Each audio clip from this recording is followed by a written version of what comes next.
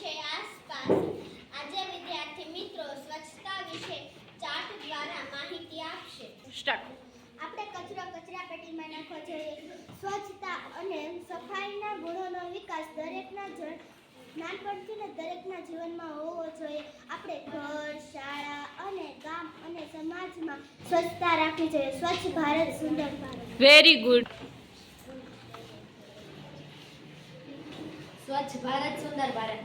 આપણે આપણા ઘરની આજુબાજુ જ નહીં પણ આપણો દેશ પણ સ્વચ્છ રાખવો જોઈએ. આપણે એક જગ્યા સ્વચ્છ રાખીએ તો આખો જિલ્લો સ્વચ્છ થાય, જિલ્લો થાય તો રાજ્ય થાય અને પછી દેશ પણ સ્વચ્છ થાય છે. આપણે સ્વચ્છતા રાખીએ તો રોગ ફેલાતા નથી, તેથી આપણે સ્વચ્છતા રાખવી જોઈએ. સરસ. સ્વચ્છતા ત્યાં પ્રભુતા આ વાક્ય ગાંધીજીએ આપેલું છે. જ્યાં સ્વચ્છતા હશે ત્યાં પવિત્રતા પણ હશે. જ્યાં સ્વચ્છતા હશે ત્યાં સ્વચ્છતા હશે ત્યાં તંદુરસ્તી પણ હશે. સ્વચ્છ શરીર આપણા મનને શુદ્ધિકરણ બનાવે છે. ભારતીય સંસ્કૃતિ વિચાર ધરાવતા છે કે જ્યાં સ્વચ્છતા છે ત્યાં સુગંધતા છે, પવિત્રતા છે.